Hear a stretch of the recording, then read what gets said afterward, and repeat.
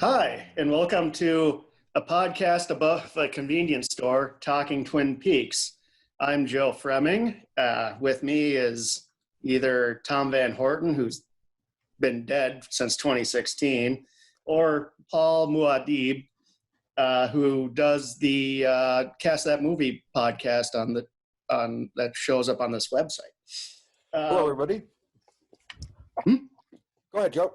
Sorry, just introducing myself. Hi. Throw you off. Come on, that's what I do. I'm going to do it to. I do it to Joe. I'm going to do it to you. I throw people off. Go ahead. So anyway, what we're doing, and oddly enough, we're recording on February 24th, the day Laura Palmer died. And if you don't know that reference, I don't know why you'd be listening to this podcast. This is a podcast about Twin Peaks, the TV show that spawned books, a movie, and 27 years later, I think is more accurate, a third season, which went against all expectations. Nobody expected this little TV show from 1990 to probably live this long. What do you think, Paul? Yeah, I have to absolutely agree. And it was a phenomenon, right? I mean, it was one of those things where I think, people are still into it, and it's a growing, I think it's still growing as people get into it. But at the time, this was something different. I mean, there was news stories about groups of people getting, and it's one of the first shows, and correct me if I'm wrong, Joe, on this, that I can remember hearing about people having watch parties and getting into it, and just kind of the mystique and the mystery of it, and just the David Lynch of it. Really, do you agree with that? Yeah, this was. I'm sure there may have been some of this before, but this show it was different in that it was more like a movie than a TV show, especially with the pilot. Which this is the first episode will be us discussing the pilot, but it's David Lynch. At this point, he's riding high, kind of. Blue Velvet was a hit after he had a disastrous experience with Dune. Oh, God. And before that, and before that, he had Elephant Man and Eraserhead and short films like that. So, especially in the late 80s, when you said, I want an executive saying, I want a TV show, David Lynch is not the name that's coming up, if you think about it, especially Blue Velvet, which deals with weird psychological, traumas, torture. I mean, Dennis Hopper's character alone is... Yes. And he's an auteur. It's not like he's popcorn. That, I think, is honestly my favorite movie of Dennis Hopper's. Yes. Mm-hmm. So Twin Peaks comes along, the pilot airs, and they didn't think it was going to be that big. In fact, they thought it was going to be such a failure that for distribution rights, they had Lynch tag on an ending that eventually would be called the international version, and it kind of makes it itself a self-contained story and whatever.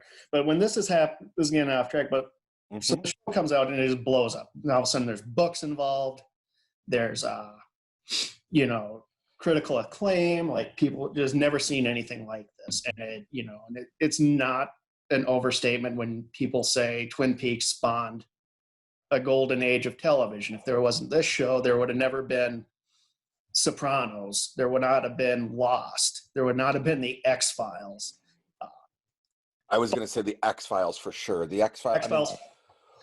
There was, and you can testify this, they basically brought in everyone who was in Twin Peaks at some point as a guest star, because that's where Carter got his total inspiration for the X-Files. Yeah, and Duchovny's in Twin Peaks. It was a minor character, which was another, I think that Denise, which was that was not even seen. This was a trans character. Mm-hmm. It wasn't a joke.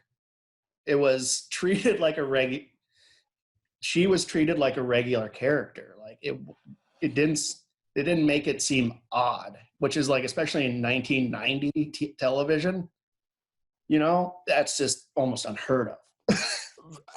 I remember that, and it was absolutely unheard of. And it was one of those things where it was treated so tastefully and so respectfully. And it wasn't it was odd because it's David Duchovny in a dress, but at the same time, the way it was treated, and especially the dialogue, incredibly progressive for 1990.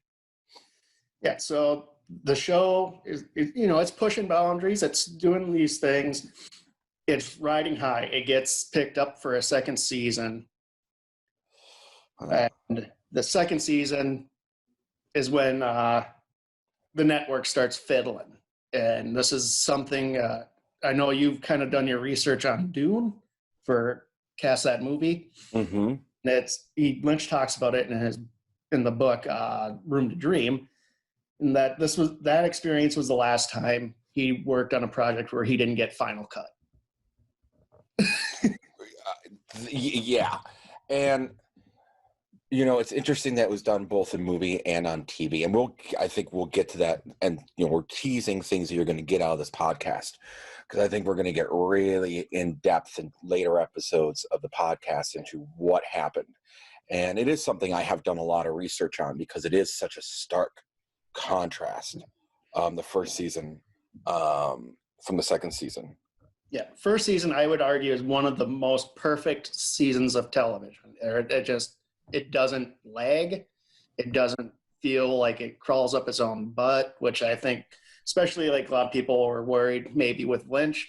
And full warning here to listeners, I am not a devout Lynch follower. I will call out things I think Lynch does that I think is ridiculous.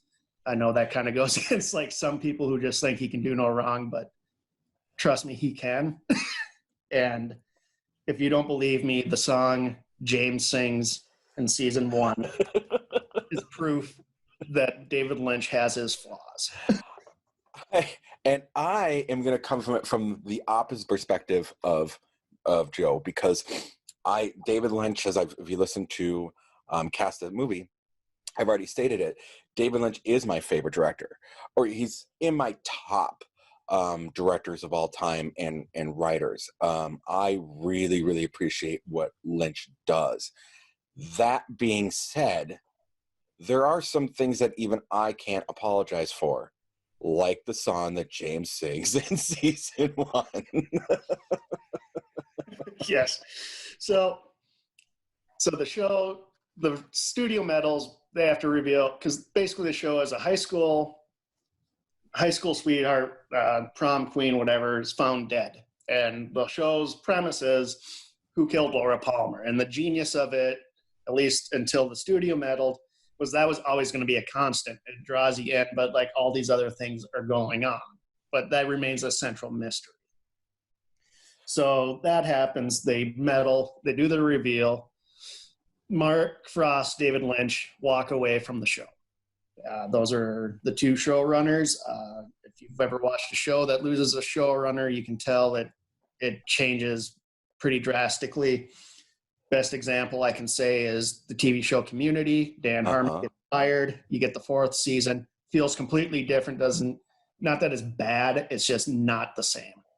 Mm-hmm. This is with Twin Peaks. And I will compare that to a show I watched, which was Penny Dreadful, which went through from each season, had a lot of turmoil. And I think that's one of the worst examples of a show where the writing went so bad to the point where, without explaining it, they retconned characters that characters had known. So all of a sudden they're having a conversation, they're acting like they don't know each other in the second season. It didn't get that bad in Twin Peaks, but my God, it got that bad. It's probably, it's egregious to me because it's just such a bad nosedive in quality. So the second season suffers. They get Lynch and Frost back for the last like 4 episodes, I'd say, to get the ship. And then Lynch ends the series, second season, on a cliffhanger and an attempt to get the show back. Show gets canceled because you get rid of the main reason people are watching. Why are they watching? So Lynch decides to go, hey, I'm going to make a movie. Now, at this time, we'll get into this when we do Fire Walk with Me. Not everybody's happy with Lynch, especially the people who are on the show, especially the main character. Oh, God. Lachlan Dale Cooper, to the point he doesn't really want, he does, at first he's like, I don't want to be in this movie. And then Lynch talks him into it, and then he eventually says, yeah, okay. But I want to be just minimal. So Fire Walk with Me happens, and speaking of retcon, Lynch retcons things that are in Twin Peaks. Oh, God. Yeah. Yeah, we'll get to that. There's a lot of retconning, isn't there? Yeah, and I don't think it's intentional. I think we'll get into this too, but I think I think it was Sabrina Sutherland who is kind of Lynch's handler, has even admitted that Lynch will be the first to tell you Twin Peaks is 60% Mark Frost, 40% David Lynch, because Lynch is not a strong storyteller. He's very great with visuals and getting you to feel emotions, but I mean his writing and stuff that make a coherent. He's just not a coherent person in general. No. It's not a bad thing. He makes visually stunning movies. I just watched Eraserhead not too long ago, and that movie makes you feel things without having a coherent story. So there's nothing wrong with that at all. But you lose the person who's writing a lot of this or coming up with a lot of these ideas, and the movie's grown on me, but I remember when I first saw it, I hated it. I was like, this movie's just garbage. I was actually kind of mad watching it. Oh, yeah. I was too. Yes, you're right. And it's grown on me over the years, especially after season 3 and seeing where that went. But I also feel like it was, and we'll get to it, there's a reason why it was garbage. And I think Lynch knew why it was garbage. Yeah. And so the movie kind of sputters. He actually, I believe he gets booed at Cannes. He did. He got booed at Cannes. Yes, he did. I can confirm that. One of my favorite directors. I know he's not exact. We both enjoy Quentin Tarantino's. I think his review was David Lynch crawled up his own ass. Yeah. Yes, that was his review. And I do like Tarantino. And Tarantino isn't wrong on that.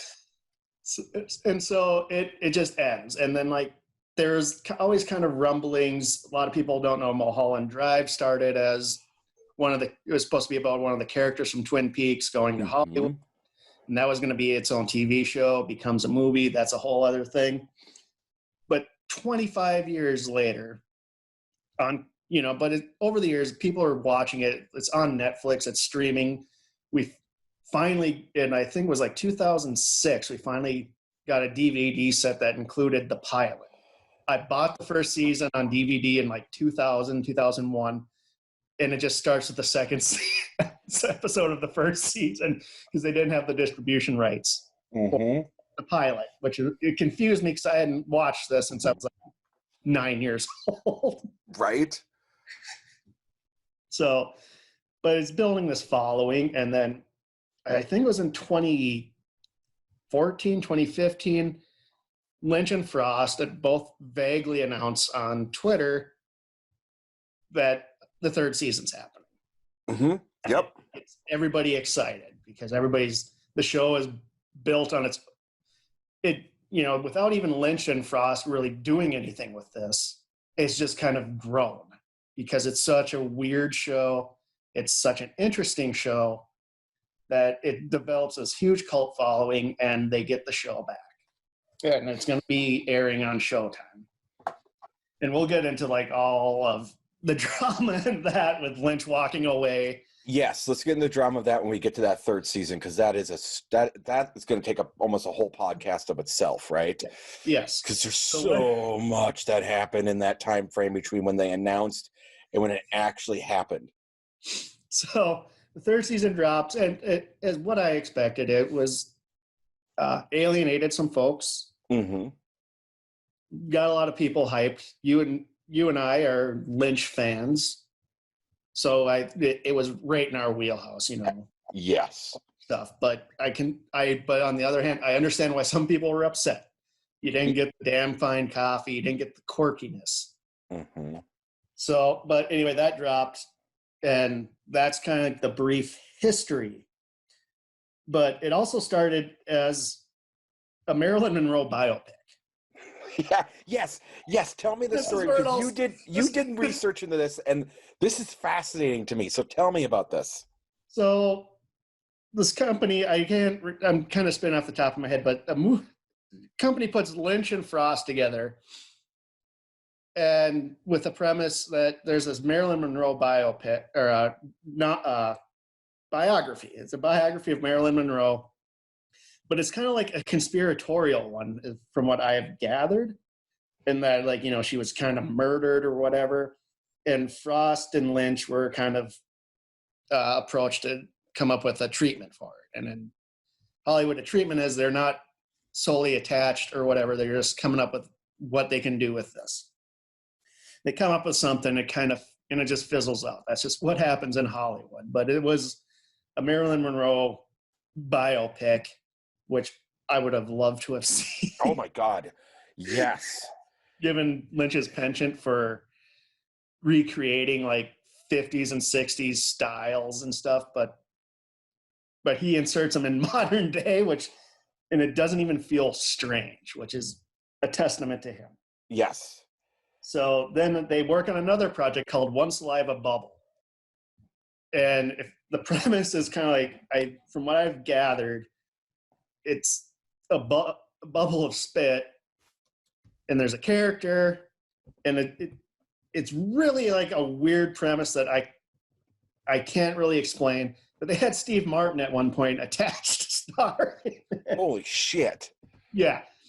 Because when that's happening, Blue Velvet's huge. Everybody wants Lynch. They want him because he's an aspiring director at this point.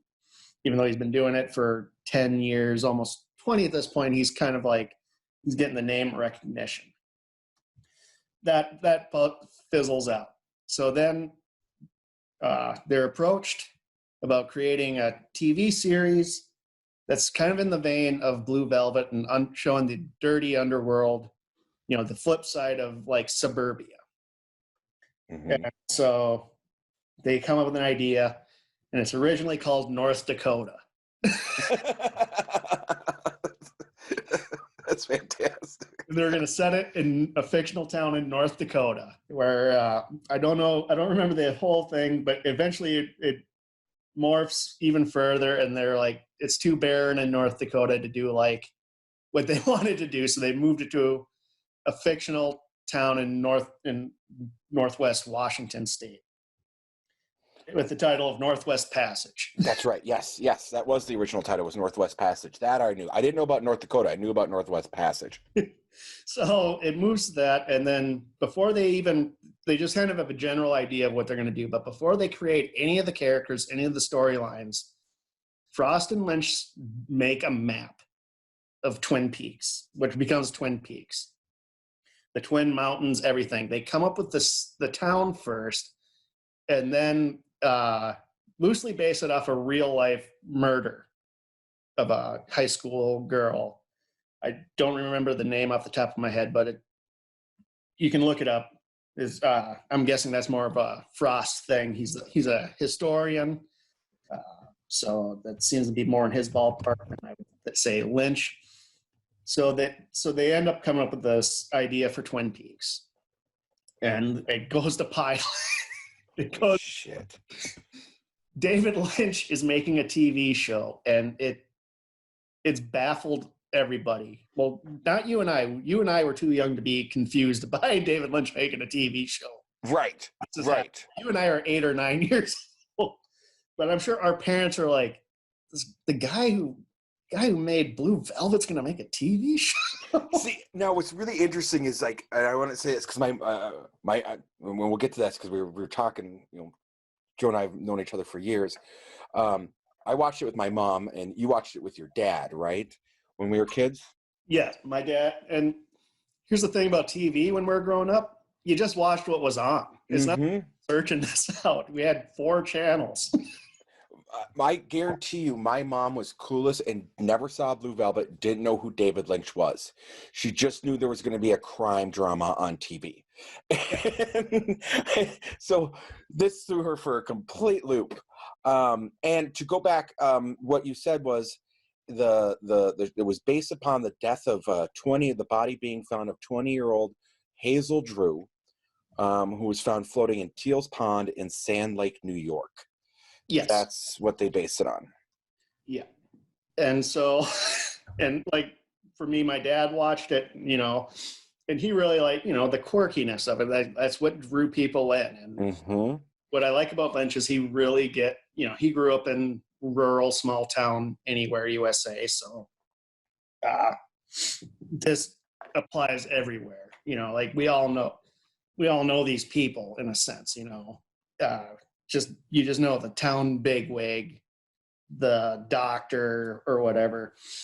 And so it resonates with people. And so we get into it. And I started watching this show with my dad because he loved, he's just like, this is interesting. And like, it becomes a cultural phenomenon. And so I start watching it. And we talked about this before, but I kind of want to bring this up because it's very interesting. It resonated with me growing up with this idea of a local teenager being found killed. Because 6 months before this happened in central Minnesota, Jacob Wetterling goes missing. Creates, nobody trusts anybody. It's all of a sudden we can't go outside. We can't stay out after dark. There's a real looming dark presence. So I think this behooves our listeners if we take a few minutes. Joe and I grew up in the same town, and I think Jacob Wetterling, even outside of where we grew up in our home state and everything like that, that also became a national story. But to live in the epicenter of it, right? I mean, Joe, correct me if you think this is incorrect, but I really think that was the death of the 50s, 60s, 70s, and 80s life of you went outdoors with your friends, you got on your bike, you came home when the sun went down. We didn't have cell phones, we didn't have anything. Parents were just like, come back before dark. And you had this carefree kind of air of childhood, right? And I really think, at least for me personally, that was the death of that, right? Yeah, my parents, didn't want me going out after dark. Couldn't go trick-or-treating with just my friends. We needed an adult. It changed everything. And I don't know if it's across, the states, but at least in our little neck of the woods, it changed everything. Life for us all changed. Jacob was 2 years older than us. Yes, he was 2 years older than us. I don't know the Wetterlings. I have friends who are with them, know them and all that. But I personally didn't know Jacob. But, this is something that just, you didn't have to know him to realize this is scary. This is a scary time. There's somebody out there nabbing kids. 6 months after this happens, Twin Peaks comes along. Right. And the story is, of a town going through a trauma.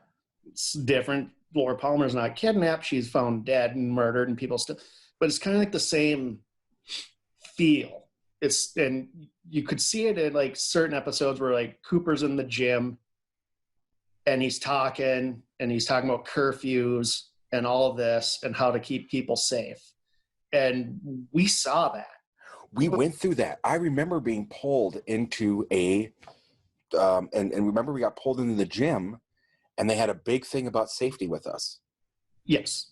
It was so surreal. And then, so I don't, later on it makes, the connections to me are like more vivid. I don't remember I just remember seeing the show and seeing kind of like our community going through this. And it's especially scary because when you're 9 or 10 years old, my imaginations was wild. It was crazy. So when I see Bob. Oh God, Bob. Bob. And you're just like, part of you is like, holy crap, that killed Laura Palmer. But you're also like, oh my God, he might have kidnapped Jacob. Yes, yes, yeah. So lo and behold, Joe can testify this. Joe, we've known, I think, of everyone in my life, you're one of the few people I can say I've known probably the longest. Yes. We went to elementary school, I think 3rd grade when they opened up the elementary school. We went to elementary school, we went to middle school, we went to high school together. And we ran through, me and Joe will be the first one to admit, we ran through different groups up till probably about high school. And when groups started to kind of go away a little bit, we all kind of intermingled here and there. I was a horrible, and Joe will testify this. I was horribly ADHD. I was just all over the fucking place and obnoxious. But with that, yeah, you spoke a mile a minute. You were out just like, I drank a lot of soda. Like my friends can attest, like, like, wow, yeah, you.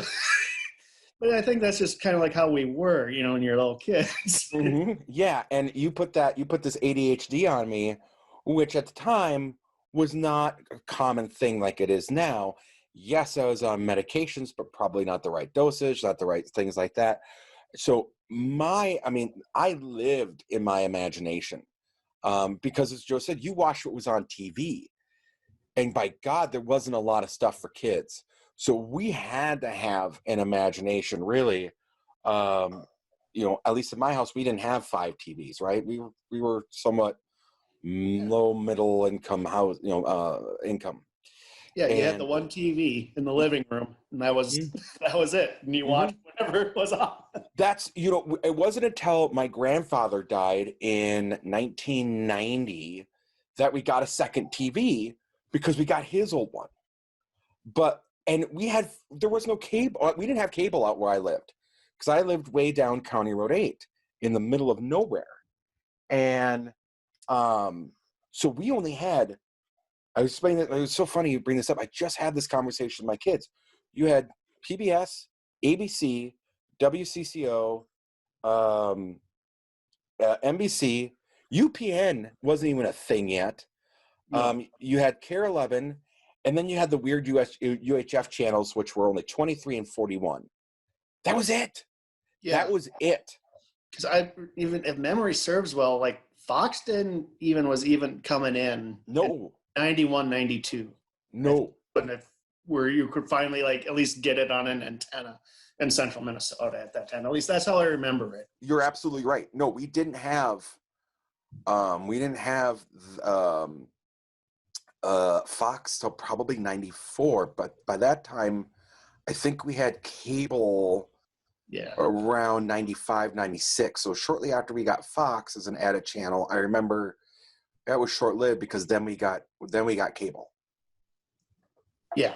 I remember, I think I had my dad might have gotten us cable in 90. Like we might have had it when Twin Peaks was first airing, but it was, he was the parent, so he wanted to watch Twin Peaks. And then even at that time, cable, there wasn't a lot. Oh my God, it was awful.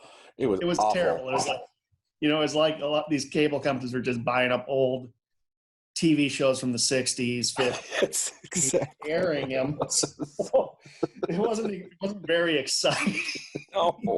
No, it was terrible. It was absolutely terrible. But it was impressive because we had something like 30 channels at the time. Yeah, they weren't very good, but we were like, wow, we got these many channels. Honestly, in my house, QVC was on all the time. My dad would have me watch PBS just because he wanted me to learn, and then when he wasn't around, then it was KSTP, because they had the run of the Disney shows or whatever. Mm-hmm. And oddly enough, the Mystery Science Theater 3000, which was just, nobody really talks about it, but they would do these little commercials in between. Yes. Yes. When it was the Comedy Channel, it wasn't even Comedy Central. It was the Comedy Channel, and that was their flagship show. And I got huge in the Mystery Science Theater. That was my thing. And my mom got into it too. But that's all. We're We're going. we're going down rabbit holes here. Yes. Well, that's also Twin Peaks is lots of rabbit holes, but yeah. So that's how I got started, and so my dad got into the show, and it was exciting. Especially when you're a little kid, you're like, wow, Agent Cooper and stuff. But what really struck out to me, and I'm sure it did to you too, Paul. Mm-hmm. It's in episode 3. Cooper's dream has a dream. I love that episode of the Red Room. Mm-hmm. At the time, nobody knew what the hell is going on, and this is like Lynch finally sneaking in Lynchisms into yes. And it was accepted, and like this was the moment that it sparked my imagination. Like, oh my God, what is this? I want to know more about this room. It's scary, and it's creepy, and there's this little man who talks backward and dances, and like, what the hell is going on? Mm-hmm. And correct me if I'm wrong, that room was part of the catalyst from a dream that Lynch had. And he's like, I don't know what this means, but I have to put this in Twin Peaks. His story, he changes his stories, I think. Okay, because that was a story I heard at one point. He was outside and he put his hand on the hood of a car, and it was really hot, and it made him think of a red room. And you can take it with a grain of salt, but the chevrons on the floor, that's straight out of Eraserhead. They're on Henry's floor. So take it with a grain of salt. But that's what sparked my imagination with this show, and it continued. And I watched, and my dad's. It was funny. We were just talking about this before we started recording. Both our parents stopped watching when the reveal happened, and not because it took away the mystery. No. Well, I want to get into that, but God, let's save that. Let's save that till we get to that. We'll save that because that is a story. So we end up, so I'm still watching, but season 2 takes a nosedive, and even at 9, maybe 10 now, when season 2 is happening, I realize this show sucks. Like I'm like, why am I watching this? This isn't fun. And then I just, I probably stopped watching season 2 until probably, I heard rumors from, probably even you might have said, I think the show's going to get better. Because I remember then I ended up watching the last 3 as they. So it might have been you. It might have been somebody else. I don't remember who else I would have talked about Twin Peaks to. I don't think it was me, because I was sneaking and seeing things, and I was getting secondhand information. And we talked about this before the podcast, from a guy that was not the most reliable source. But we both agree would make a fantastic Twin Peaks. I would cast his movie anytime, right? And to give you guys an idea, he completely gave me the wrong ending of the show, and was completely, like, when I watched it afterwards, and what I was seeing, I was like, this is what was he telling me? Because none of this stuff happened. So it wasn't me. I could say that. No, it might have been somebody else, but I was like the weirdo on the block who was like really like, and I described it to my friends, and like years later, like I'd post something Twin Peaks on Facebook, and like my best friend when I was a little kid, he'd be like, yeah, you would tell me stories about that show and it'd give me nightmares. And I'm like, oh God, because like you watch this, you have to tell somebody, like, what is this? And looking back, this is not a show we should have been watching at our ages. Oh no. At 9, 10. No. And I have 2 little things here. One, my parents bought me The Complete Mystery on Blu-ray for Christmas, and I watched the pilot with my dad and mom. And my dad goes, I didn't let you watch this. And my mom, bless her, yes, you made him watch this with you. So second, you and I were at a book signing for Secret History with Mark Frost. And great point about this. I went with my wife, and we just ran into each other. Yeah, we didn't know the other one was going. No, we didn't know. So we were getting our books signed, and I tell Mark Frost, I'm like, yeah, my dad, I watched it in the original run when I was 9 years old. And he looked at me, signed my book, smiled, and said, I hope you got a lot of therapy. so I'm sure that's the last thing he wants to hear, because I'm sure he's thinking he's going to get John Lennon here. So I have a little bit of a similar story. So once it came out on Netflix, my wife is several years younger than us, and she didn't know anything about it. So I'm like, hey, I watched this show when I was a kid. And she watched the pilot and she went, you watched this as a kid and like understood what was going on? And I'm like, well, as much as you can when you're fucking 9. There's I told that story too to my now ex-wife. She was surprised, and like my longtime girlfriend, when we watched the first season when it came out on DVD, sans the pilot, so she had a lot of questions. I'm just going off my memory, so I feel bad about that because I couldn't answer all of it. And she too was like, "You watched this as a little kid?" Right? Yeah. Right? It's absolutely, I mean, it is fascinating. It is fascinating. And then real quick, after Twin Peaks, David Lynch did one more foray. I didn't watch it. It was called On the Air. Mark and Frost did. I didn't watch it. Did you watch that? No, I think that at that time I was getting a little older. I think at night I wasn't watching TV as much as I was when I was a little younger. I was probably going out and playing with my action figures or something, because weird time where my TV just stopped interesting me, and probably till The Simpsons or that and Mystery Science Theater, that sort of stuff. But I was just kind of like, I'd probably just be out putzing around rather than watching On the Air or whatever. See, I didn't either, because at that point I think I was really heavy into I started getting really heavily into the games. I think the Super Nintendo came out, the PlayStation was coming out, and I was big into that. And then again, the only thing I really watched was Mystery Science. So the two big influences on me for media and my youth was Twin Peaks and Mystery Science. And for me, and this is the only show the two shows that really raised me was Twin Peaks and Seinfeld. Yes, I knew Seinfeld did. So, because I watched the pilot of Seinfeld, that's the first time I watched a show and like stuck with it all the way to the end. There's a lot of shows that over the years I've picked up after it's well into their run, like Breaking Bad. I can't say I was there from day one because I wasn't.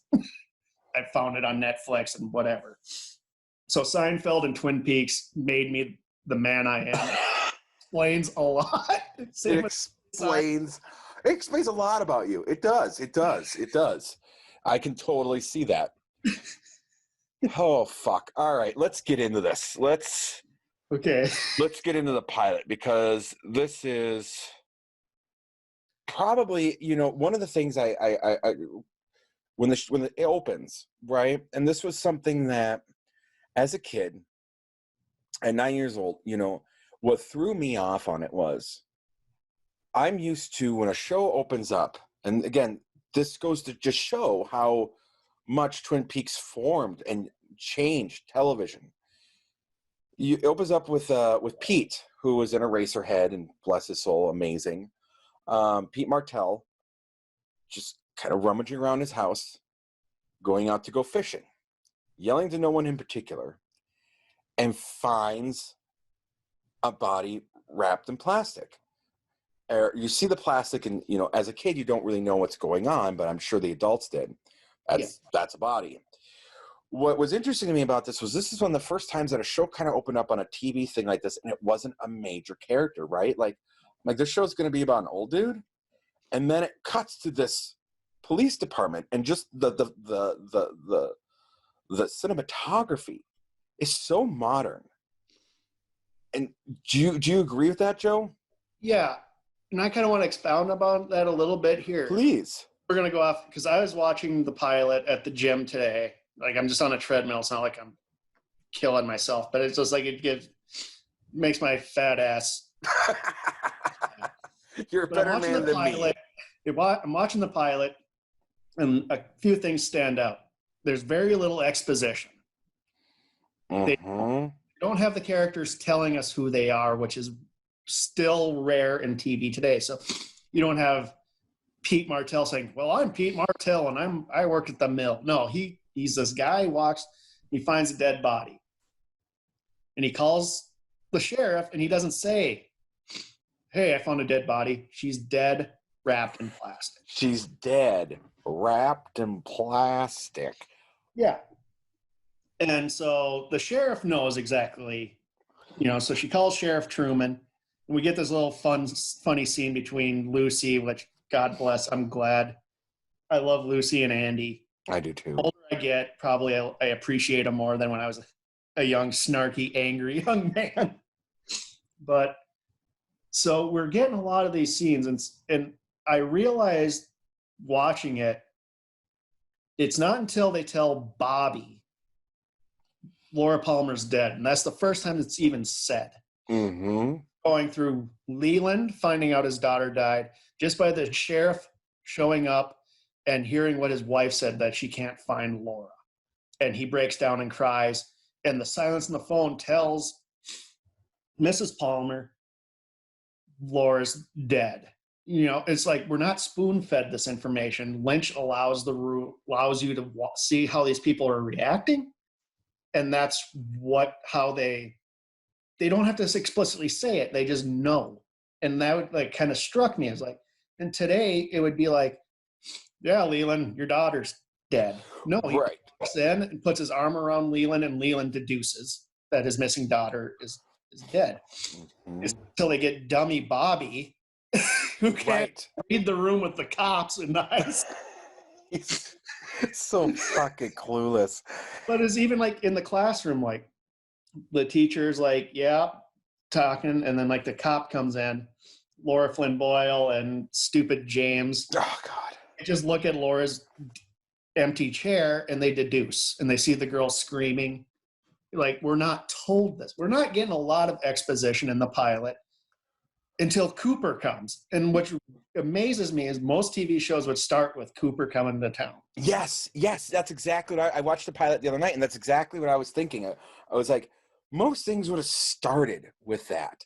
And the other thing I want to bring up is that lack of exposition, because there is so many cinematographic scenes that are just images, right, of Lynch. And this is something that I think I personally loved, and we'll get into it in the third season.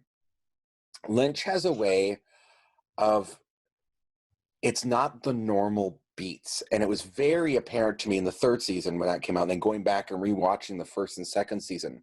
He tends to create an atmosphere, hangs on to a scene or a image, the camera, just a little bit longer than what you're used to, and that alone is actually super powerful cinematography, because it creates an uneasiness, right? It raises the tension of just a bit more than a different director would do. Yeah, and so there's all of this kind of up to the point when Cooper comes in. There's these more, it's the images that are telling the story. And you're absolutely right. I remember that, and you know, as a kid, and I'm kind of looking at it, you have Laura Flynn Boyle look at the desk when the cop whispers to the teacher, and kind of tells the story of, oh my gosh, this is what's going on. And same thing when Truman goes and sees Leland, right? And they're on, and that scene, as a kid, it didn't hit me as much as an adult. And having kids, that is so amazing. That scene where he drops the phone and the mom starts screaming. That is so unnerving. Oh yeah, and it's perfect because there's a saying in creative writing is show don't tell, and Lynch is showing and not telling, but we don't need to be told. We can see based on their emotions, their body language, and how things are framed. Lynch is brilliant with framing a scene. So good. So good. That is one of the things that he's awesome about. And I'm going to go a little bit down here because we just kind of brought in Dale. One thing I noticed too is that Dale's character, and I realize we talked a little bit about it, how it was kind of there's two versions. There's the pilot and there's the standalone because they weren't sure if it was going to be a pilot, right? Yeah. Cooper's character, and everyone's a little bit different in the pilot than they are in the show, right? Like Yes. Cooper's demeanor is very different in the pilot than it is in the second episode. He's a little more aggressive, especially in the interrogation scene. He's a little more aggressive with Bobby. Where he's yes. Like, we ask the questions, you answer them. Short and to the point. Yes, he's got this kind of snark to him, right? And then they cut a little bit to Bob to when they show Leo. Leo looks different. The way they had his hair a little bit different. I mean, the character's there, but just those little subtle changes between the pilot and the second and the rest of the season was something I actually didn't really notice that well until I was watching it this weekend to prepare for this podcast. And I was like, there's some subtle differences here. Yeah, and I think that a lot of that is just the time lag between filming the pilot and then getting it picked up. Audrey's hair is shorter. Mm-hmm. So very much. Donna's. Mm-hmm. And yeah, there's this kind of like this different, like the characters are just kind of, they're just slightly askew to what we end up getting used to. And that's something that I will say about the continuity, and I noticed that with Lynch. That is one thing that I think I can knock him down for. He's not very good at catching continuity errors. I mean, especially when you look at from season 1 to season 2, and how drastically the characters are, and it's supposed to be like the same fucking day. When the show ends, it ends on a very specific cliffhanger. When it opens up, it's moments after, and no one bothered to get the actors to get their hair back to the way it was before. Yeah, and some of the characters have new quirks, like some of them are smoking that weren't smoking and doing odd things, and it's like, this is all on the same day. And they do make a point, and we'll get to that. They do make a clever Lynchian reference, or maybe it's even a Frost reference to why that is. It's kind of a joke nodding to, we know it's different. And if you're looking for a straight continuity with Twin Peaks, you're never going to get it. This is probably the worst for continuity. Like we brought up before, Fire Walk With Me retcons. Even though we have it's not really a retcon, but we have a different actress playing Donna. You have a different actress playing Donna, and they do kind of subtly change some of what the characters were and some of the experiences they had. It was really weird, right? Yeah, it was. The movie is its own thing. We'll get to that. That warrants this whole thing. Yeah, because that movie, it's a very strange, and I think they did a good job of kind of making it more they salvage it, I think, with The Return and with books, ironically, since Frost had really nothing to do with me. Yeah, and the books do a really good job of that. So while this is going on, there's B plots still, even this early on. So we kind of talked a little bit about it.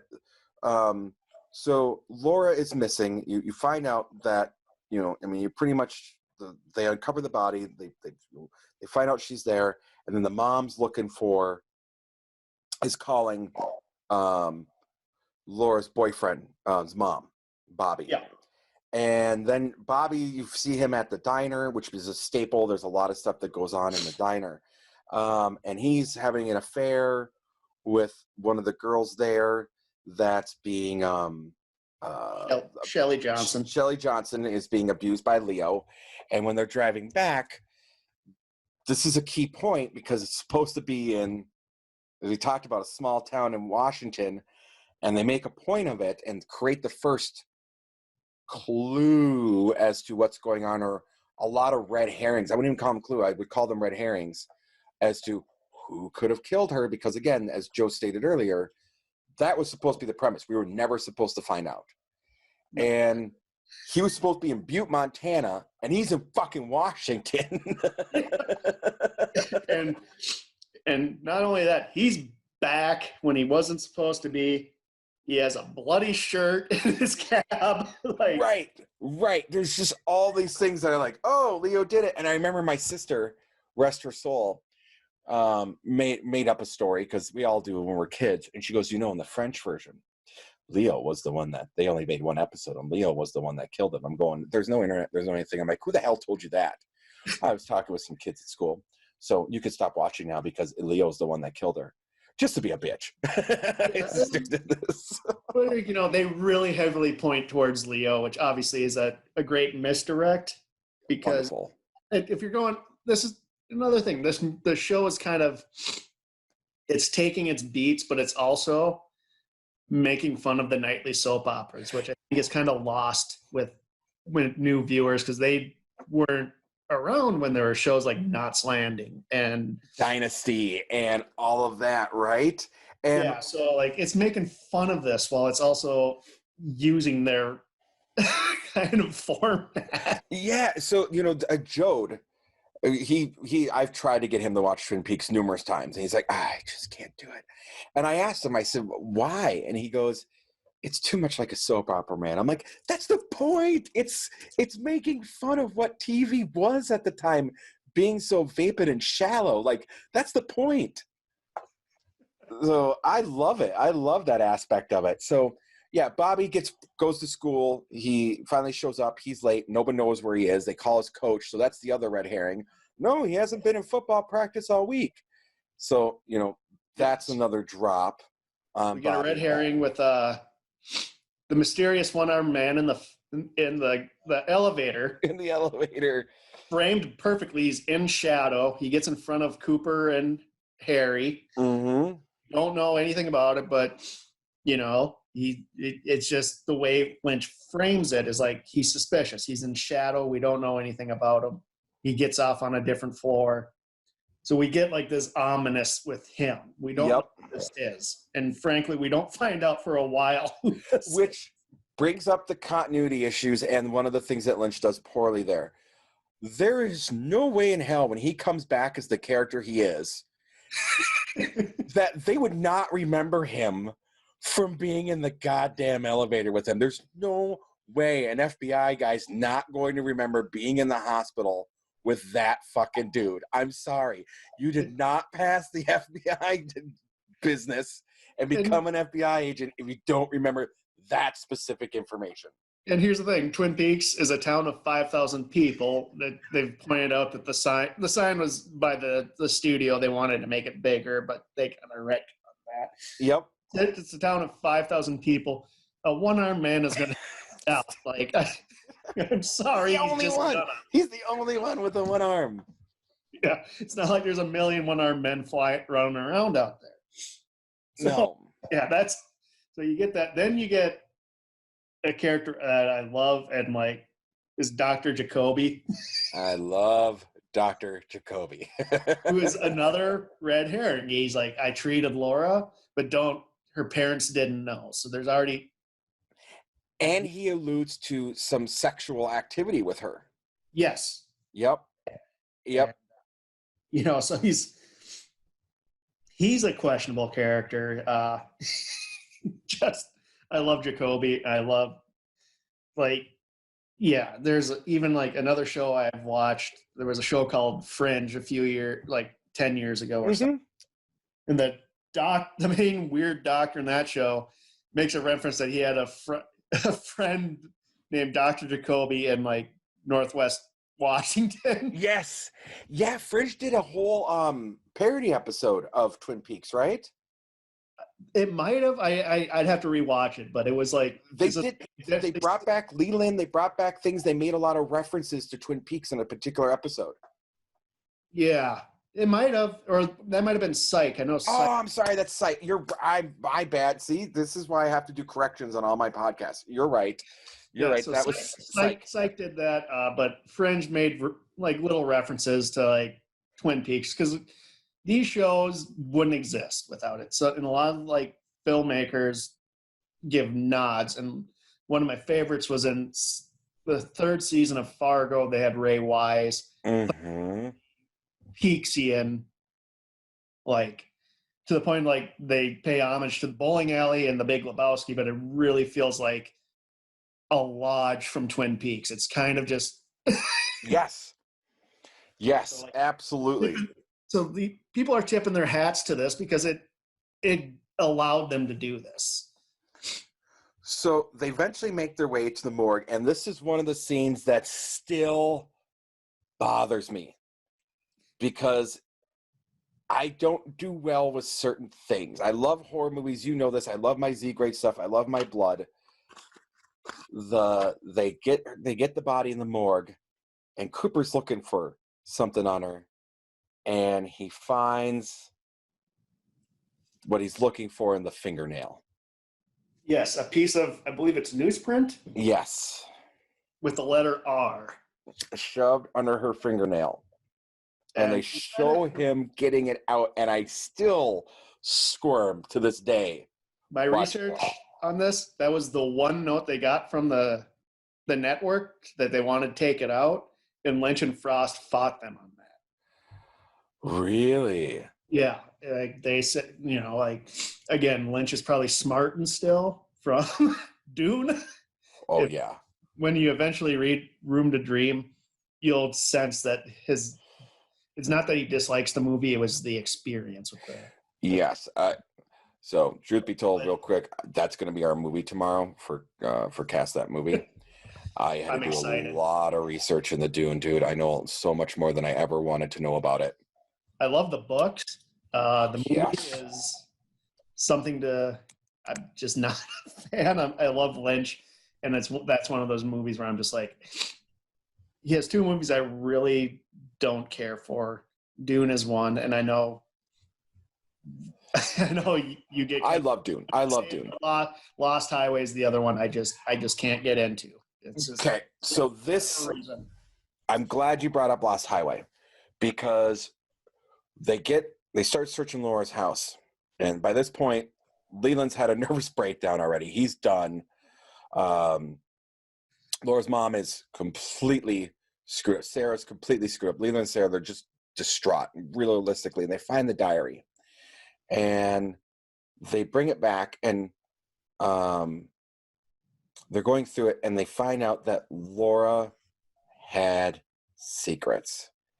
And this is something that Lynch loves to explore, is duality. And I don't think we can talk about Twin Peaks without talking about the whole thing being duality. without a doubt. And I just kind of, I don't know, but it just made me, when we eventually get to Fire Walk with Me, I think the other town is Deer Meadow. Yep. It's the polar opposite of Twin Peaks by design. Yes. Everything is like the diner, the RR diner is nice, clean. The diner, though, the FBI agents go to, dark, grim. They're like mirror selves. And the police department in Twin Peaks is the exact opposite of the police department in there. Even using the agents are very different agents. The whole thing is so about duality. And that's the thing I did like about Lost Highway. Lost Highway as a plot and what Lynch is trying to say, I can get to a certain point, and then he brings in the time shift in it at the end, and I go, my brain's exploding, Lynch. What are you doing here? I think that's probably, I'd have to rewatch it again, but I think that the time shift kind of it doesn't work. It doesn't work. But whatever. I mean, art is subjective. I'm glad somebody like Lynch is out there doing stuff like that. I can appreciate it. I don't like it. Sure. But No, I totally get it. And Lost Highway was the other thing that really got me in the Lynch, because I knew Twin Peaks and then Lost Highway came out a little bit later. And I got what he was doing. And again, there's things I don't like about it, but I respect what it was as a Lynch art project, right? yeah. So all these things start to occur. Then it cuts to the lodge, or the not the lodge, but the lodge, the inn, the Great Northern, and you're introduced to the Horn family. That is the most fucked up, dysfunctional family ever.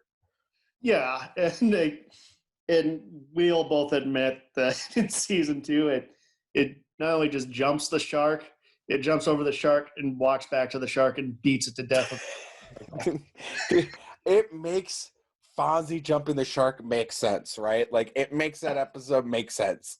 Yes, but like at this point, they're really weird. They're kind of like an odd family. Like they're rich.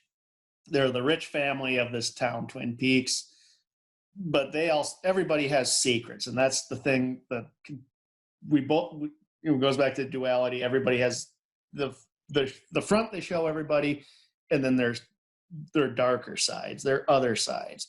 We get that with Ben Horn and Jerry Horn. Well, I don't even know if Jerry Horn has a dark side, like dark or light side. He's Jerry. Like He's Jerry. And Jerry wasn't in the pilot. Jerry didn't show up till I think episode 3. I think. Yeah. Jerry's just Jerry, and even in season 3, we'll get to that. Jerry's just Jerry. Yeah. Jerry, no, and I will say he does have a dark side, and we'll bring that up later. He does have a dark side, which is odd because it's only shown really once and never brought up again. So they're trying to sell this. You find out that this is the B plot, right? Where there's the mill, and the Horns are trying to sell the mill, even though they don't own it, which is the worst business move ever by a guy that's supposedly a millionaire in the community. This is the worst business move ever. He must be a Trump. Yeah, right. That's not his. I mean, it's absolutely. Okay, we could get into politics in this one. Yeah, no, he really has. He must have gone to the Trump School of Business because he's selling something he doesn't have, and he to the point where he has it was the Norwegians. Yes, the first go around. The Norwegians. He's getting on the sign on this property that he doesn't own. His daughter comes in for no reason after fucking up the concierge's stuff with coffee to sneak into the room to tell this room full of Norwegians why you need that many people to sign off on a deal. I don't know. I've never been to a business deal where I've had to have literally a classroom full of people sign a contract. They all flew over from Norway. They all flew over from Norway. How much money was that? How much money did the Horns have? Why is he living in Twin Peaks? Running an inn. And she tells everyone, I'm really sad. They found my friend Laura murdered. And then and she's all like, like all happy that she fucked up her dad's money deal. And this is never explained, Joe. Well, are we saying Audrey Horne was the first internet troll? Yes. She's just going and upsetting people for no reason. No reason. She's fucking herself out of her own dad's money, right?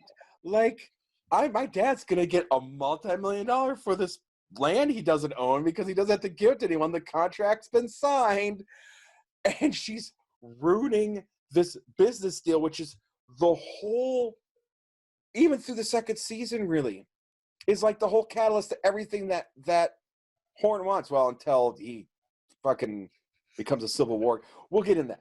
But the whole here. Yeah, he wants nothing to do but sell this land. This is the story. This is what, and just she completely fucks it up. And you go, there's no rhyme or reason to it. She's just a bitch.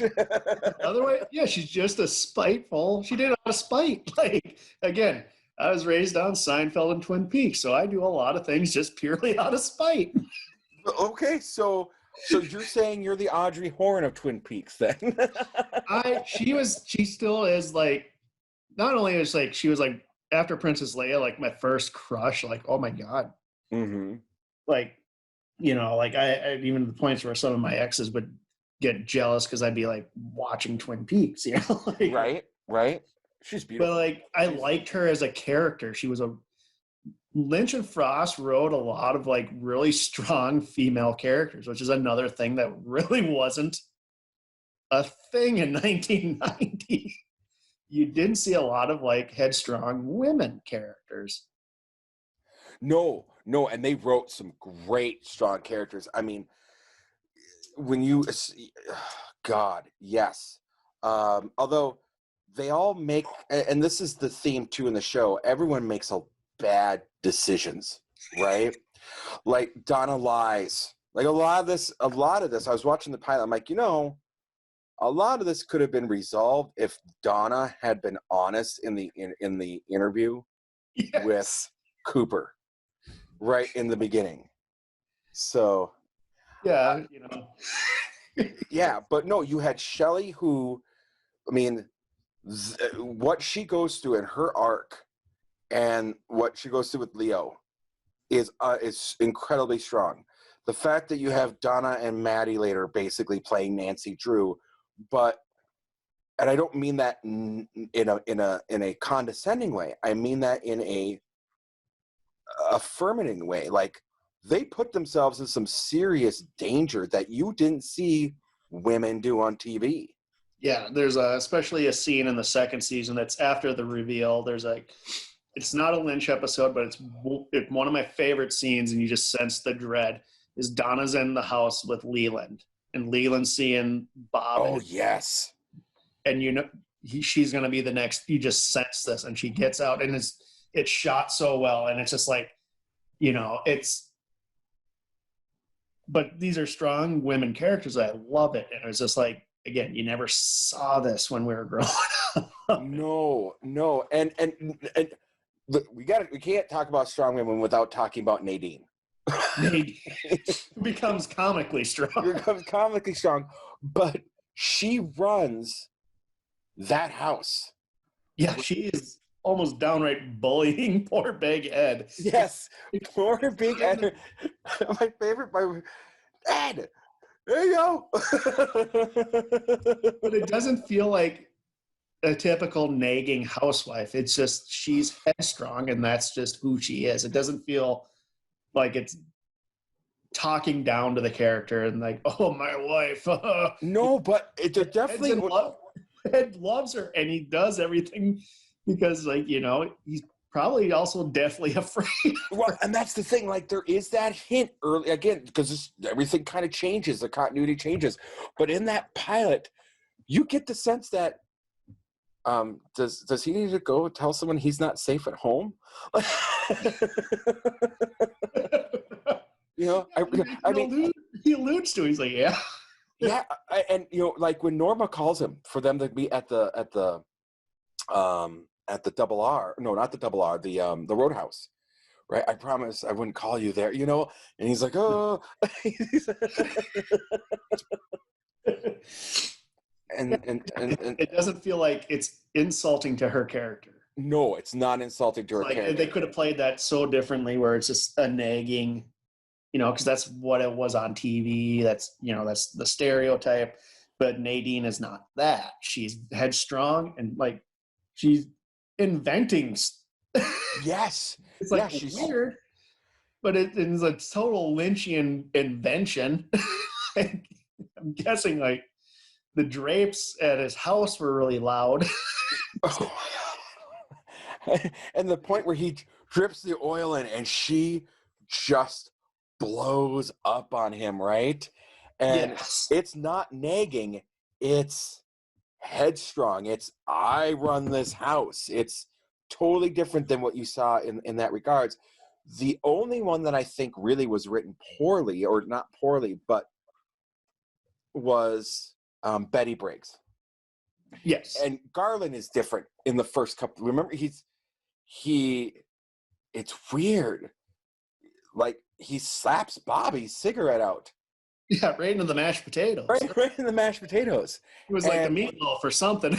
Yeah, and Betty pretends it doesn't happen. But when you get to know the again, that's one of those things where the characters just changes because you would never expect it again. No. From Garland. And you never get that character again. No, because Garland becomes a more of a he's kind of like Cooper in he's zen about things, which is kind of funny seeing like these kind of zen attitudes with government officials. And that's that dude, right? That's something you didn't see on TV. He is a zen military man. Right? He's it's the complete opposite of what you saw in the tropes. And I loved how Frost books like expand upon his character a lot. So good. And like I like how they treated it. But yeah, Garland's different. His wife is different. There's a sense of menace in the Briggs home that doesn't come back again. Yeah, it doesn't come back. It's totally gone. And by the end of it, he's like this loving husband, right? Yeah. And you could tell that they love each other. And I think that he was my favorite character in the show. He has that nice moment, like I think it's at Laura's funeral where he comes up to Bobby and he's like, if you need to talk or whatever. Mm-hmm. And I will admit, Don Davis was an amazing character TV actor. Yes, I loved it. X-Files, Stargate SG-1, like my ex-wife got me into that show. Mm-hmm. His character in that. And I love that he has a small cameo in Con Air. When Pinball falls from the airplane, he lands on Don Davis's car. Yes. Don Davis, he was in a lot of things. I think he was in I just want to highlight him briefly because rest his soul, he was an amazing guy. My mom was an avid watcher of MacGyver. And he was in MacGyver. And he was also, I didn't know this until researching a little bit into him. He was on Highlander, the series. Yes, I did. I did a rewatch of Highlander like 5 years ago, and I remember him popping up in that. He wasn't a regular. No, but he was just one of those great actors. He was so solid in everything he did. Yeah, he was. Yeah, I loved how they got him in The Return. Yes. Oh. And I don't know if that was like B-roll or something or whatever, where he has like a very small line. I'll have to like rewatch. I haven't watched The Return in a long time, probably like 2 years now. But he does have like a line in that. It was archival footage. It was archival footage. Yeah, it was. Yep. It was B-roll. It was absolute B-roll. So, but you get the introduction to the Log Lady. The Log Lady, which here's the actress who plays is it Catherine Coulson or is that the name? Nope. It was the actress's name is Catherine Coulson. Catherine Coulson. She was she's worked with Lynch. She had worked with Lynch since Eraserhead. She worked on like the set. Betty Briggs is the the woman character in Eraserhead. Lynch brings a lot of the actors he likes working with. He works with them for life. Well, so she was married to Jack Nance for a while. Yes, Jack Nance. Pete Martell. Bad drink. Yeah, he also had a bad drinking problem, which led to his ultimate. He was killed, I believe, outside a donut shop. Yes. How that wasn't a plot in a David Lynch movie and instead of reality, I have no idea. But so yes, Jack Nance was a notorious alcoholic. Yes, Catherine Coulson. Lynch wanted the Log Lady, I believe, he had a character idea for Eraserhead of a woman with a log. And it didn't work out. It's just that movie took forever for him to make. And, he's a guy who just keeps coming up with ideas. But he kept that. And he also did the same with, I forget the name of the character in The Return, but the Green Glove was something he wanted to bring in. Yep. Peaks in the first or second season. So like he kind of keeps these ideas, he kind of recycles them. The Log Lady was originally supposed to be in Eraserhead, didn't make the cut, didn't make it, didn't film it, I don't believe. So he brings, and he's like, but Twin Peaks is perfect for this because it's a quirky small town, Mike. Mm-hmm. And we all have those ones. We all have that. Before the internet, before the crazies could get on Facebook and tell other shit, we all had that crazy person that we're like, don't go near them. They're fucking nuts, right? Yeah, or they're just bizarre, and like everybody just knows them. Like, you know, bless his soul, Francis and St. Cloud. I was gonna say Francis and Elmer. Yeah, Francis was our log lady growing up. It's just, you know, instead of a log, you had calculators. I mean, this people, unless you're from St. Cloud, you have no idea what we're talking about. Francis was I don't know if he was actually homeless, but he was a veteran, I believe, and kind of tragically mental break. There were so many stories. One of them was he was a veteran. One was he was a professor. But all the stories led to him having a mental break. Yeah, ultimately, he was a mentally unhealthy person. At least he would talk to you with his calculator. Yes, he would talk to you with your calculator. He would ask for money for coffee. He was a staple of the town. Like nobody, he wasn't a dangerous person. He was our log lady. He was our log lady. Apparently, he's really good. He was really good at piano because, like, he did a dueling piano once at the Java joint. Holy shit! I missed that. Wow. Yeah, I missed it too, but my buddy Caleb apparently saw it. But you know, this is going off track. But every town has like these characters, which is another thing. It's relatable. Like, you know, a small town trauma. Like, you know, like for us it was like Wetterling, but that could have been any town where something happens. But these are all characters you see around, like everybody knows each other sort of thing. And Lynch was so great at doing that, right? Yes. And as you said, he came from he came from that, and you can really see that. Like he had his pulse on what was the average small American town and everything he does. Yes, and let's not discount Frost. Really wrote these characters. Yes, and Frost as well. Well, Frost was from our neck of the woods, right? Yeah, right. He grew up, or at least lived for a while in Minneapolis while his dad, Warren Frost, was a stage actor. Mm-hmm. And I can't say Warren Frost without saying, you know, Susan's parents from Seinfeld. George, so Warren Frost. Right? So Mrs. Palmer loses another daughter in Seinfeld. So awful. And toxic envelopes. so they arrest Bobby. They after the interview and they charge him with everything. They arrest him and they put him in jail.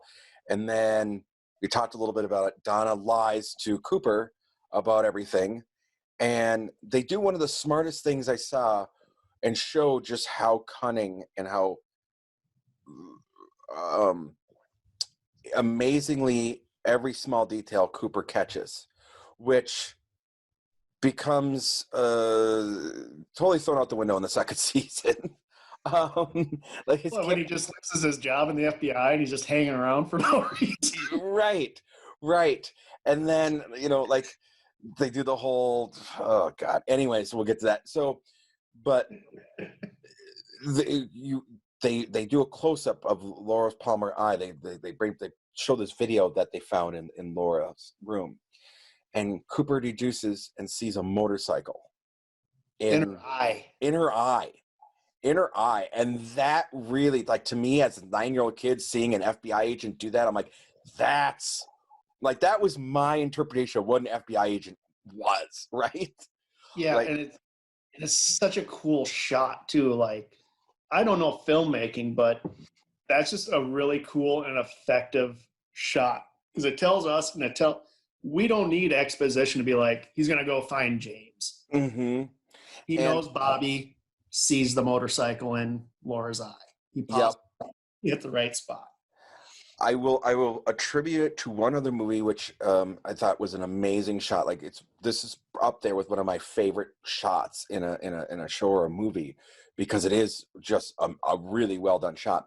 The other one that I know of was in Friday the 13th. I know I'm going way off track here, but there's a scene where in the original one they used a leaf to cover Betsy Palmer's head, and it is shot. I don't know how they did it, but it's really, really cool if you go back and look at it, because she's standing there and she's like waving someone to a cabin, but he's using an actual leaf to cover the head. I don't understand filmmaking. I don't understand how they do it. Those two things are probably one of, I think, the two most difficult shots I've ever seen in terms of how methodical that had to be to get that motorcycle in her eye in the 90s. Had to be painstaking. There's no CGI. Right. Photoshop's barely a thing. Mm-hmm. Yeah, Photoshop and CGI don't exist. So that had to be shot over and over till they got it. And that is something about Lynch that you hear about. Lynch is notoriously demanding of his actors. Yes. Right? I don't think I could be in a Lynch movie. No, I don't. I think I'd cry day one. Long days, very long days, him wanting perfection. And and he got it with that shot. Yeah, I don't have the attention span for something like that. I'm in awe of somebody like Lynch, and especially Shirley Lee, who plays Laura Palmer, in that, having to probably spend like a day just so he can somehow zoom in. So there's a reflection of a motorcycle in her. Right. That's all I can think of is that he did. I'm like, that had to be shot after shot after shot after shot. But then you have happy little secrets that happen, happy little accidents with Lynch. Yes, happy accidents, and there's a few of them in the pilot. Let's start with kind of like a benign one, but it makes the scene so much ominous. And it's going back to pulling the piece of paper out of Laura Palmer's finger, and the lights are flickering. Yes. That's what those lights are actually flickering. That was not intended. That was not intended. They couldn't get them to work. I knew that. That was hilarious. Yeah, but it makes that scene that much ominous. It makes it that much more. Fits it so well. And the fact that the guy makes a comment about it, right? And he's like, I don't know why. And I believe that's unscripted. And then like McLaughlin just went with it. Michael Antian. I'm butchering his last name, but McLaughlin. Yeah, It's McLaughlin. Kyle McLaughlin. No, Antian, Sheriff Truman. Oh, Sheriff Truman. Oh, yeah. I can't pronounce his name to save my life. Yeah.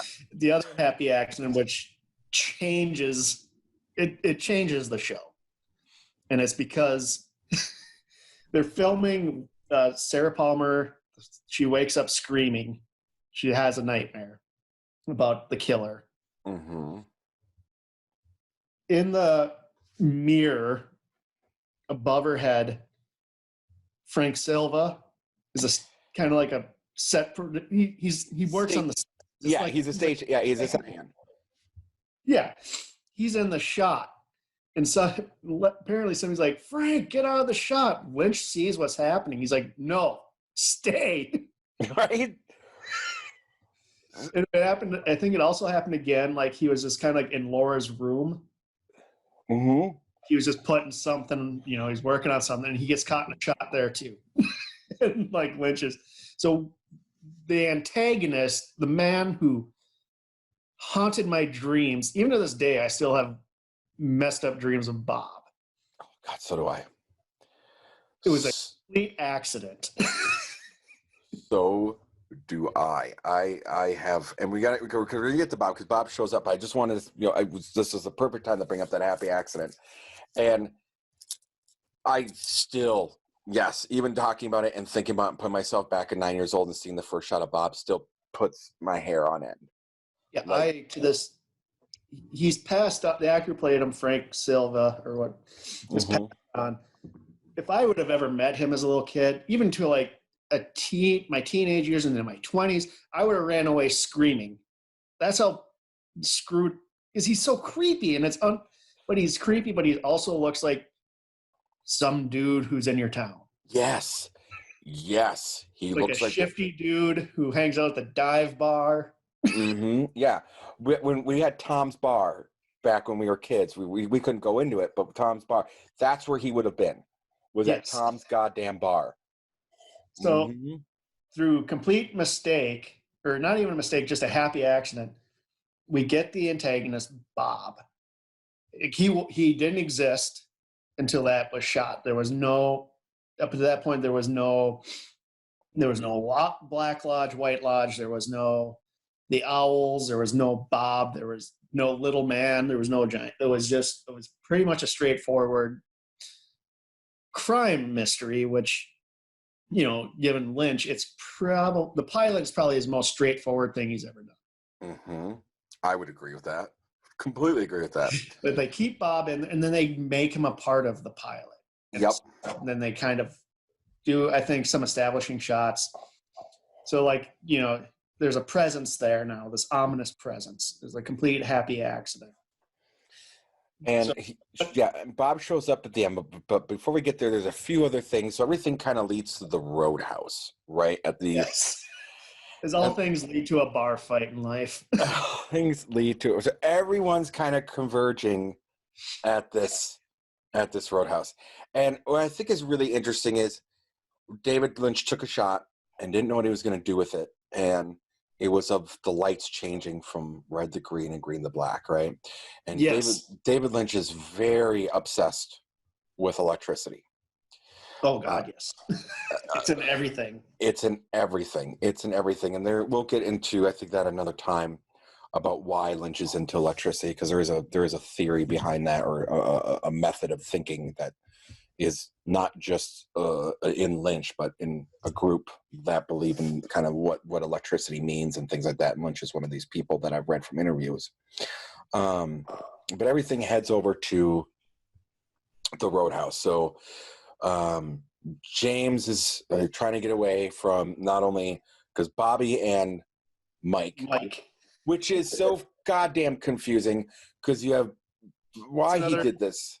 It's another duality thing too, because the one-armed man eventually is known as Mike. His Mike, his name is Bob. So you have Mike and Bob, you have Mike and Bobby.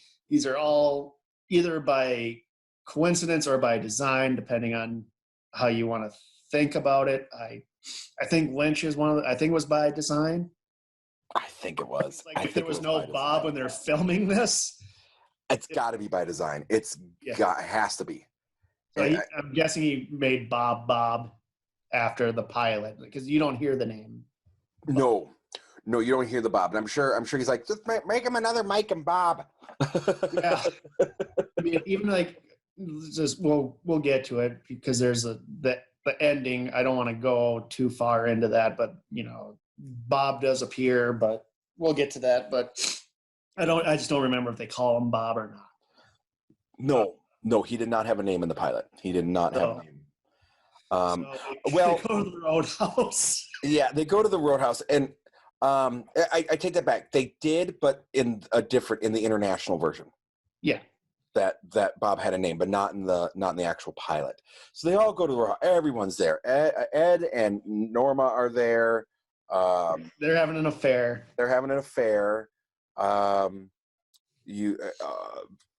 Cooper and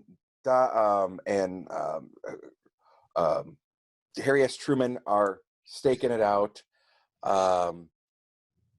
James and Donna show up there because Donna stuck out of the house, and then Mike and Bobby show up, and everything culminates into this bar fight.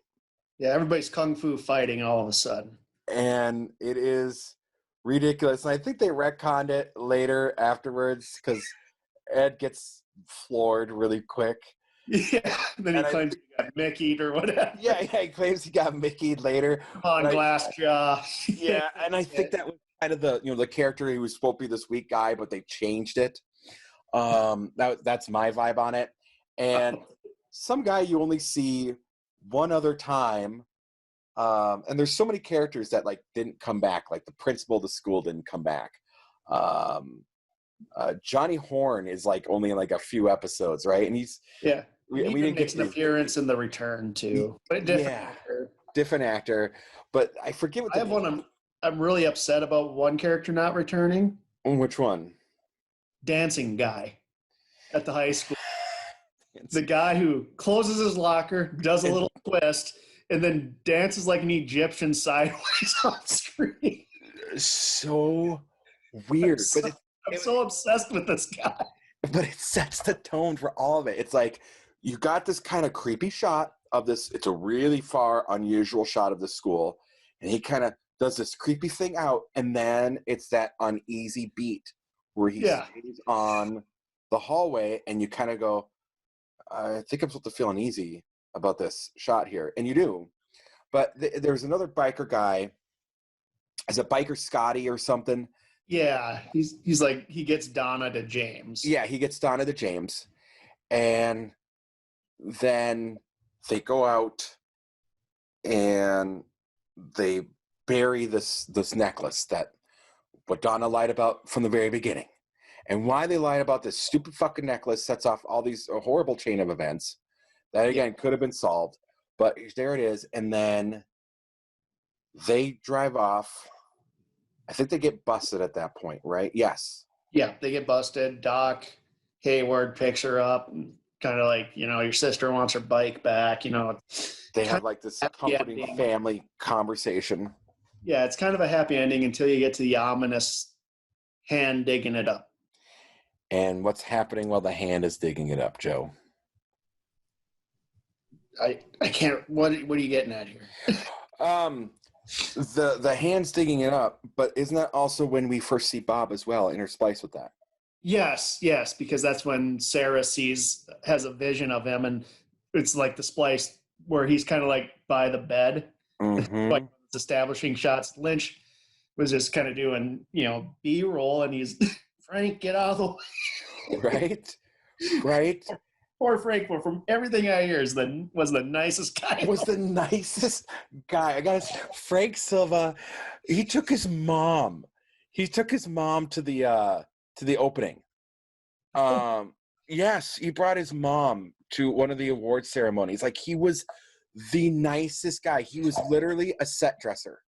Yeah. And here you and I have had horrible nightmares of this man would probably like give us the shirt off his back if we were in trouble. And like, we just don't trust him. Right. If I had seen this guy in real life, I could never get his autograph. I couldn't do it. I'd be like, he's going to kill me. I would poop my pants and run away. And how he didn't get more creepy roles after that blows my mind. He didn't live too long, I think, after Fire Walk With Me. He ended up with HIV, I believe, or AIDS. Oh, did he really? Yeah, and then he passed away in the mid-'90s. Oh, that's so sad. I didn't know that. Yeah, he passed away in 95. Yeah, so he didn't, he kind of got his fame, and then tragedy struck. That's really horrible. Sad. Yeah. Do you know he was in an Anthrax video? No, but it makes sense. Yeah, he was in an Anthrax music video.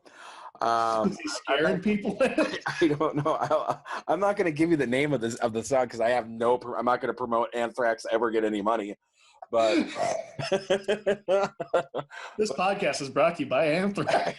Anthrax. Thanks, Anthrax. So, what is 7 Arms and Sucks? Not Anthrax.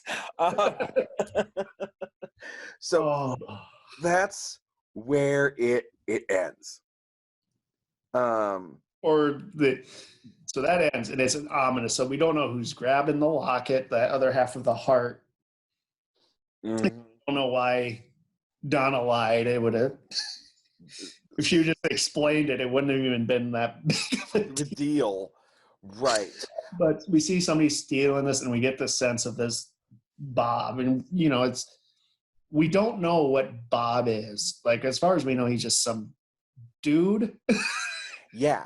And we don't know why we don't know why Sarah's having this vision. We don't know what's going on. It's just is this weird, frantic end to this otherwise quirky show, right? Yes. And then it ends, and then now the international version, which makes this a contained story. Yes. Sarah screams, this is happening. and Cooper and Truman come to the Palmer house and go in their basement, and Bob is there with like it looks like a replica of the sycamore trees. It does, doesn't it? Candles. It's like a candles around a talisman or something there. Mm-hmm. And Bob is there, and he's like, I'll kill again, and the death bag thing. And he starts yelling for Mike. Yeah, yelling out for Mike, and we get like through the darkness past speech of Mike, and so you're kind of like, whoa, what, like what just happened? Lynch movie, that's kind of like what? This took a dramatic turn and just ends, and it really doesn't even work as a standalone movie.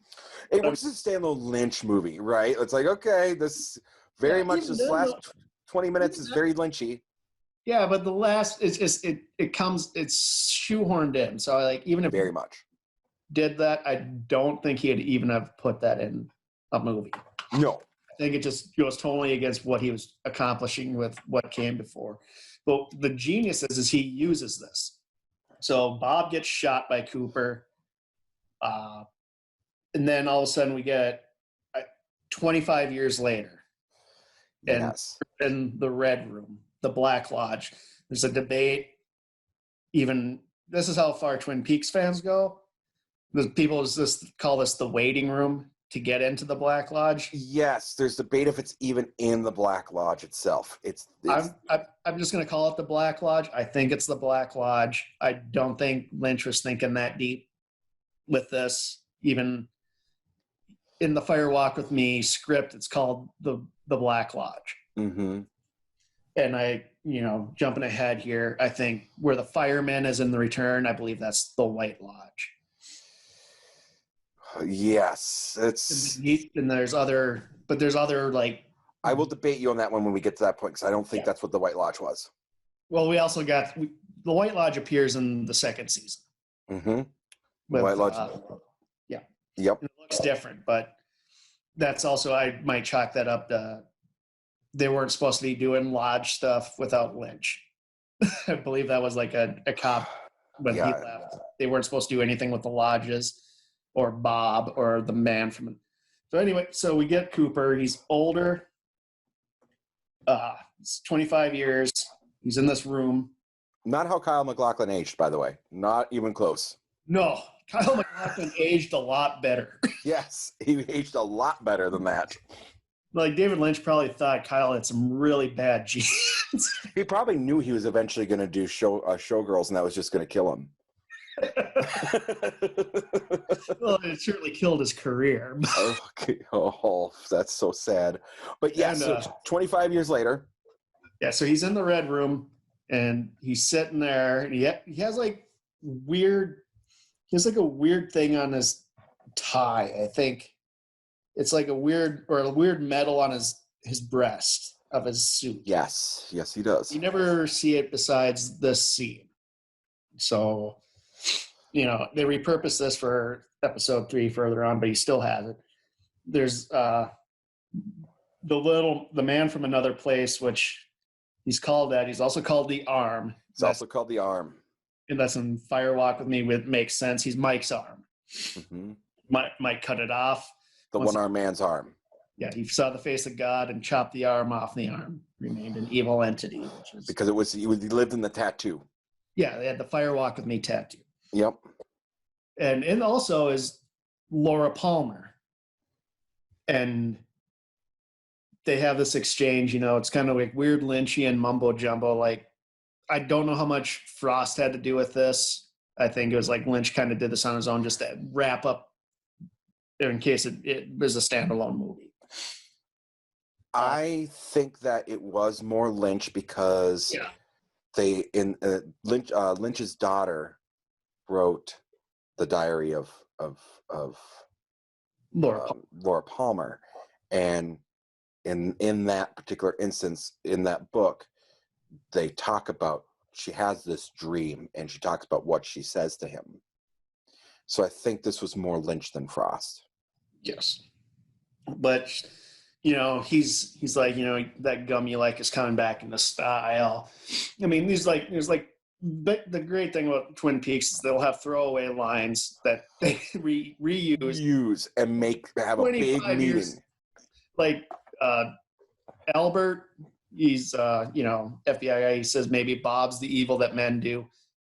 Part 8 of The Return shows that's exactly what Bob is. That's exactly what Bob is.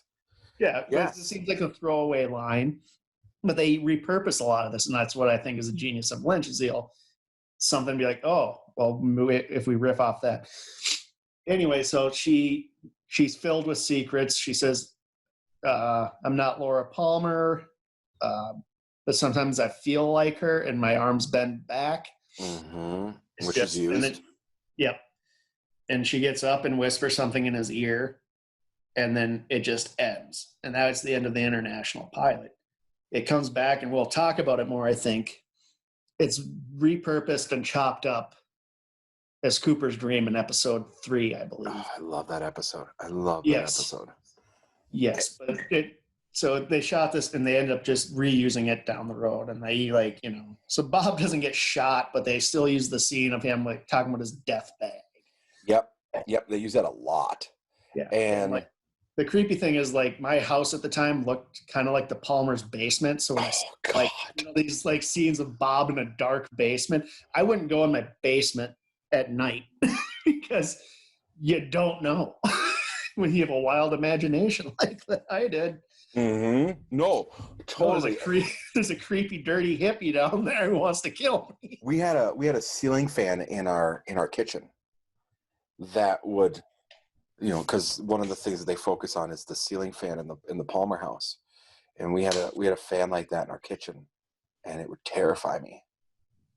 Right.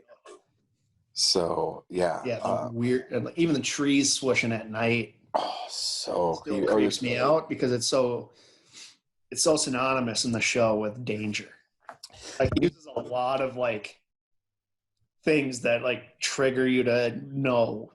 So you see the swinging light with the stoplight and the trees, something's kind of bad's going to happen. And I will say, we kind of we got through this, and I know it was very disjointed, and we didn't bring up probably maybe some, like the German Helga, and we didn't bring up some of these other odd characters I'm sure maybe people that want in the podcast wanted to get to, or bring up. It's not that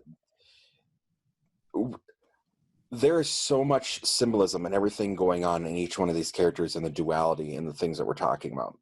And Lynch is so good at throwing in little things to just kind of throw you off and put these as this really quirky sense of humor. But really the characters that we talked about today are really the main crux of the people that Lynch was tying this thread through. You agree with what I'm saying there, Joe? Yeah. There's so many if you want to hear about Helga, I'm sure there's a podcast out there for that. She just doesn't strike me. Really want to talk about, Twin Peaks. It's a 42 episode podcast by Jim in his basement. That's 42 minutes on Helga. 42 minutes on Helga. But yeah, so it's like there's so many characters that, it just there's not enough time in the day, and there's so much symbolism, and there's it's a whole other down the road, I think. The plan is we'll be watching 2 or 3 episodes. Yep. Recapping that, but we're kind of going to dig a little deeper in the symbolisms and just kind of do what we did here and talk about it as we go along. There's a lot. Especially when you get Clue and Secret History, Dossier, The Secret Diary of Laura Palmer. There's so much. It's a lot. And then just the general symbolisms, all cave symbols, much going on. There's too much for going on. And again, we went on some tangents, right? But at the same point, this is the kind of conversations I think Lynch wants people to be having about it. What does it mean to you? How did it, because he really wants to connect with people on a level that I don't think most filmmakers and writers and directors want. No, he's kind of a man on his own with them. Filmmakers like Lynch doing this. And with Twin Peaks, it was the most accessible way of he's ever done this, I think. I mean, he got regular, everyday people hooked on this show. And then, the studio just kind of screwed that up because back then there wasn't the internet for people to like, oh my God, what's going on? Why is David Lynch leaving the show? Most of us didn't even know Lynch and Frost left. We just like, oh man, this show sucks. Yeah, no, we didn't know. There was no internet. We had no idea, right, that they left. And to kind of give you guys also an idea is that, the original idea that they had when they pitched the idea of the ABC was that the mystery of who killed Laura Palmer was going to be kind of in the foreground, but was going to kind of fade away as you got to know the other townsfolk and the people they were having. And it was just going to kind of be this underlying current. And we talked about this, ad nauseum. You were never supposed to know who killed Laura Palmer, because it was the idea of, in these hometowns, a lot of times these things happen and for years, right, Joe? We never got a resolution on Jacob Butterly. Not for 25 years. It was, what was it, 2016 when Heinrich finally came forward? Oh, yeah, well, yeah, they reopened. I don't even know if he came forward. They reopened something. They found Jacob's body. Heinrich, but he, in exchange for that information, he got talked down to a lower sentence, which is disgusting. But it gave the family resolution. So we could debate that ad nauseum too. But that's kind of, it took 25 years, which is another odd thing because 2017, a year after the weather things resolved, Twin Peaks returns. Right. So much parallels to that story and Twin Peaks. And our lives with it. Yeah, it's kind of strange, but the life imitating art in that regards, right? Yes.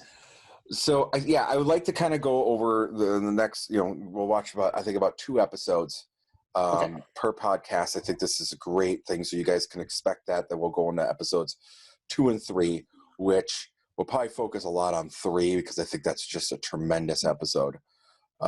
Really, I think that's when it hit its stride. And tell me if you disagree. No, I think it did, and I think they took a gamble with the ending of episode 3, and it worked. It worked so well, which is so strange.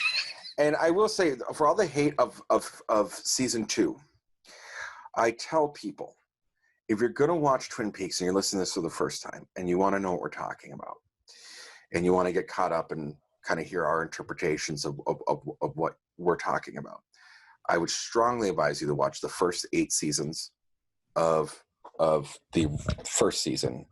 And then in the second season, I think it's up to episode 10, Joe, where I believe it's 10. You'll know it. I don't want to give it away yet, but you will know it when there's no more story. There's no more story. It is yes, it is episode 10. Okay. Yep, it's a good episode. It's, considering like a lot of people stop after the reveal, episode 10 it still remains quality till 10, and then you can skip everything up till episode 29 or 21 and 22. Yes. When kind of Lynch came back in and started doing, Lynch didn't do 21, but he came back. I think he was helping kind of get it geared up for when he was in. And I think Frost came back a little earlier to set up the new antagonist for Cooper, which we both have varying feelings on. We'll get to that. Yeah, because Frost, I think, came back in episode 27. Yeah, he came back after the lull was getting really bad. I don't know the whole story. The thing is, a lot of the people involved, they wishy-washed on this. The cast was pissed Lynch and Frost left. But over the years, they're like, well, we weren't that mad. We didn't really know. It was like, it's total BS. You know what? They're just doing PR at this point. Yeah. Lynch came back. So Frost came back for episodes, episode 19. He came back at episode 19. So basically from episode 9 to episode 19, Frost was gone from the writing. And you don't have it showed. And you don't have to go back and watch those ones because you'll get the gist of it at 21, 22, I believe. Yeah. I mean, you could just listen to us because we're probably going to be pretty angry and going over like more than 2 episodes just to get through it. Oh, it's going to be rough. We're going to be so angry. Like, I don't even know how I'm going to calm down after. There's some episodes, dude, where I will literally, yes, I will be angry as fuck. I'm gonna, and I know you and your snark, but you don't get that a lot from me in the Cast This Movie podcast. You will see an angry Paul Muad'Dib. Which is why I'm Paul Muad'Dib here. You can call me Tom Van Horton. Paul Muad'Dib here. I'm Tom Van Horton over in the Cast This Movie. I like what I do with Cast This Movie. I am not looking forward to putting myself, and we talked about this, through season 2 again. No, but we're gonna do it. We're gonna do it for you guys. So yeah, and I think the good break to do as well to kind of calm our nerves is once we get through episode 10 or episode 9 or of the second season. I think that's when we'll do Fire Walk with Me. Yes, that makes the most sense. Yeah, because that's just it caps. I mean, the last episode goes into it a bit with some of the other characters, but it's not, to me at least. The only thing that you would really need to know would be Annie. But if you're listening to this and doing deep dives in Twin Peaks, we're just going to assume you know who Annie is. Mm-hmm. Yeah, and Annie's small in Fire Walk with Me. But she plays, especially in the Missing Pieces, she plays a bigger role. In Missing Pieces, are we going to get in the Missing Pieces? I think we have to because Lynch uses Missing Pieces. Lynch and Frost both use Missing Pieces in the books and in The Return. Oh, fuck. Yeah, they do. Okay. And, frankly, Missing Pieces is more interesting than Fire Walk. It is. And maybe then we hold off to do Fire Walk with Me until we get to the Annie character in the second season, which isn't far. I think we could do Fire Walk. How about this? We do Fire Walk with Me, then go, and then we'll do Missing Pieces before or after the finale. Ooh, yeah. We might have to do that after the fun. Yeah, we might have to do Missing Pieces after, because especially there's things that we do need to touch on in that before we get to season 3. Yeah, so Missing Pieces links up to The Return. Yeah, and I do think Fire Walk with Me by itself needs its own episode without Missing Pieces, because holy fuck. Yeah, let's go totally off charts here. Yeah. But so we just want to give you guys a flavor of what to expect in the upcoming podcast. And I think there's been let's call it the elephant in the room here, Joe. There's been a lot of podcasts over the years about Twin Peaks. Yes. This is coming from our perspectives and from fans of Lynch and things like that. I don't want to cover, Joe. I correct me if I'm wrong. If you really want to go in those things, you can. I watched a 4-hour video with a guy that was going into the whole why Twin Peaks meant the whole big explanation thing. Yes. Yeah, I got into it, but here's I get really turned off by people who, I'll just make this. I get turned off by people who negate Frost's contribution and then just kind of worship at the altar of Lynch. I completely agree. Agree with you. What that guy does. He tries to preface it like, I'm not trying to downplay, blah, blah, blah. And then he spends hours kind of crapping on Frost. And I'm just like, dude, Lynch made Dune, man. He's not, he's not 100%, man. And you and I stop. Yeah, and the thing is that you cannot downplay Frost's writing in this.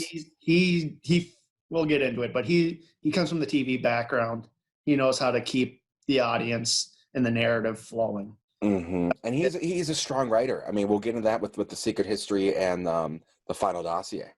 Yes. So, all right. Well, we went way over, Joe, what we wanted to do.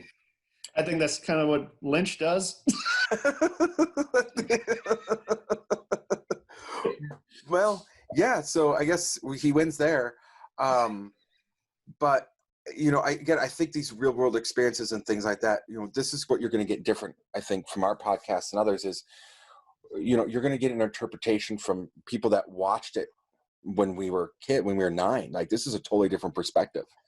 We were 9, 10 watching the show, and just the effect it had on us. And then going back, I really appreciate that viewpoint.